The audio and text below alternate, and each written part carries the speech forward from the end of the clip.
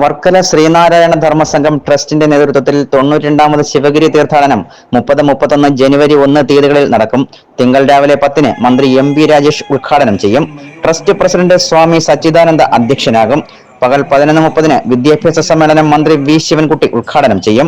മന്ത്രി ജി.ആർ. അനിൽ അധ്യക്ഷനാകും. പകൽ 2-ന് ശാസ്ത്ര സാങ്കേതിക സമ്മേളനം മന്ത്രി കെ.എൻ. ബാലഗോപാൽ ഉദ്ഘാടനം ചെയ്യും. വൈകിട്ട് 7-ന് കലാപരിപാടികളുടെ ഉദ്ഘാടനം നടി മല്ലിക സുകുമാരൻ നിർവഹിക്കും.